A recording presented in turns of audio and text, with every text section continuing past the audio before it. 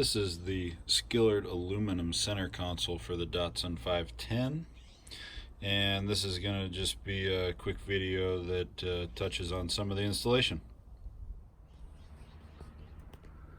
So in another video it'll go over installing the shift bezel and the shift boot, so you can take a look for that on the YouTube channel or in the product description.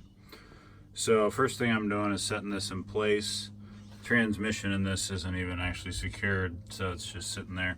So you do have flexibility as to where you put this, depending on what type of swap you have. This is from a KA hard body. So anyway, adjusting this to get it to the alignment you want. Then once you get there, you're going to mark on the trans tunnel the holes that are in the center console, and then once you have those marked, we're going to pull the center console back off.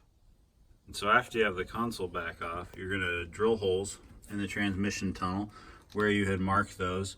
And what I did here was install some riv nuts, which work pretty slick. If you do not want to go that route, there'll also be nuts included, so if you wanted to get somebody underneath the car to help you tighten them up, that would work too. One thing when you're drilling in here, you want to make sure that you're not going to hit any of your fuel or your brake lines, so make sure that you're paying attention to that. So then after the hardware is installed, we're going to set the center console back in place. Now that the console's setting back in place and we have our threaded inserts in there, we'll be able to take the machine screws that are supplied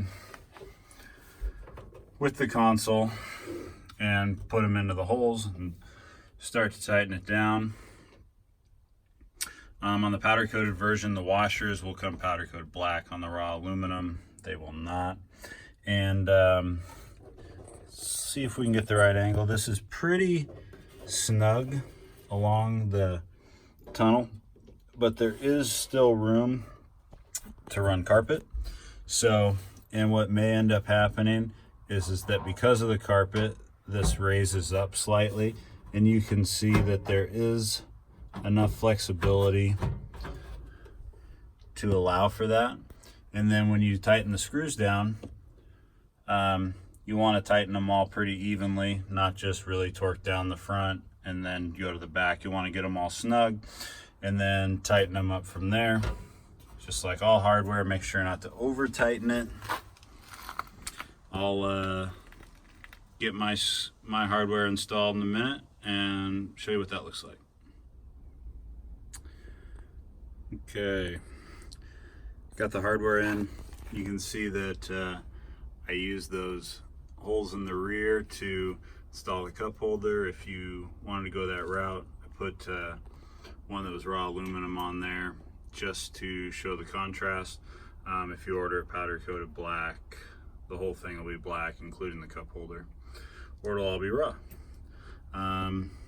Obviously, once we get the shift boot on there and the shift knob and some seats and ultimately carpet, it'll really clean this up. But this gives you a quick installation on how to install the aluminum 510 center console.